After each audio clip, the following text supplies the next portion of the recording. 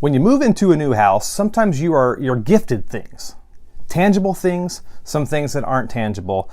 And when we moved into this house 12 years ago, we were actually gifted some really nice items, some items left behind by the previous owners. One of which is this nice 32-ounce bottle of Snapple. It's made from the best stuff on earth, and I believe it has an expiration date of 2007 on it. And I've kept it because one day I'm going to enjoy this beverage. But that was what I thought was a really thoughtful gift to leave the incoming homeowners, a nice bottle of Snapple, and you know, a reasonable size too.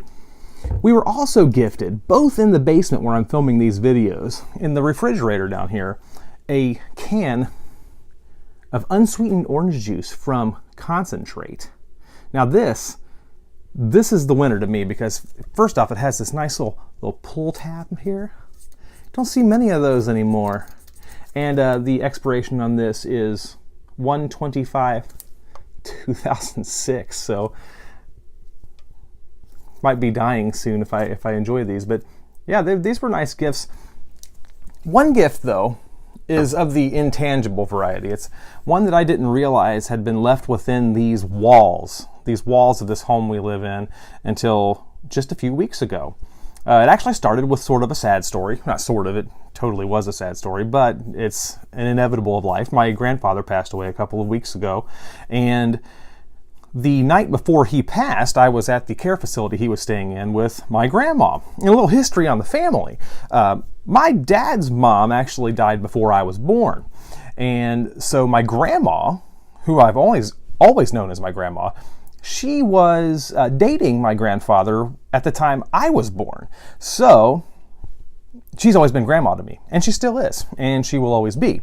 So grandma was sitting next to my grandpa's bed at the care facility, and we were just having some strange conversation. I mean, it's funny because in a situation like that, you think it's going to be really somber and sad, and to a point it was, but sometimes you realize how much you're missing with your family members in a situation like that because you catch up, in moments like that. So it was myself, my sister, and my grandma, and my grandma's daughter from her previous marriage, and we were all just talking, having a great time, and my grandma asked me a question. She said, so which house on the corner of these two streets that I'm not going to say? She knows where I live, but she was asking which of the four houses on the corner of these two crossing streets that I live on.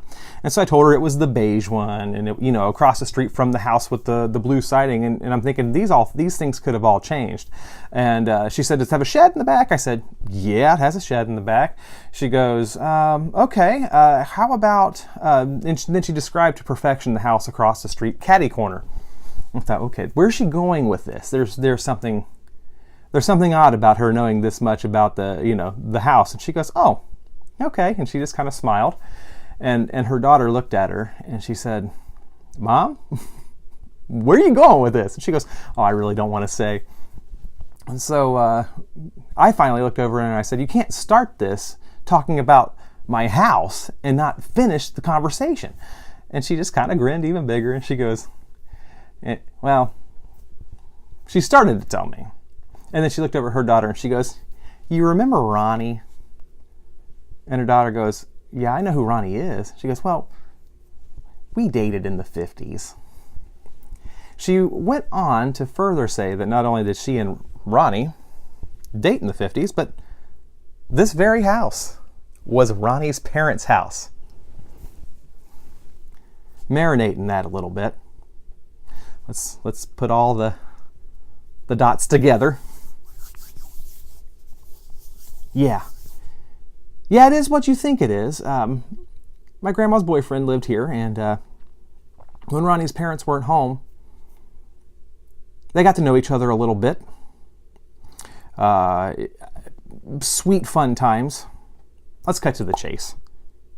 They got it on. They did the Hibbity Dibbity, the horizontal tango. They bumped the uglies.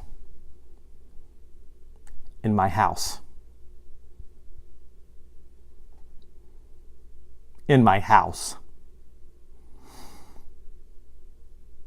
So it's a gift that keeps on giving, and I just imagine all the sweet action that took place within these four walls as I live my life here with my spouse in the same rooms where we've gotten to know each other over the years.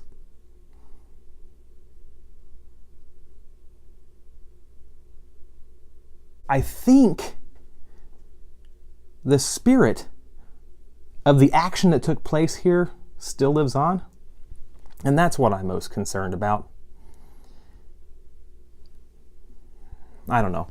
It's just got me feeling a little strange about the house that I live in, even though I definitely love and appreciate my grandma's willingness to share such a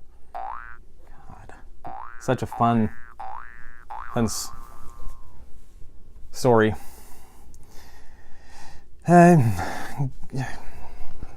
Good God! Cut it out up there! Go nerd yourself. Nerd! In all honesty, I think it's pretty cool that she was willing to share such a story and have such a sense of humor about it. I know I'm kind of making more of a disgusting joke out of this than what it really is, but I appreciate that she was willing to be candid about that. Sometimes I think when people get a little bit older, they want to pretend like their past was pristine and perfect, and that's not my grandma at all. She's willing to just lay it all out on the line, and I really appreciate that.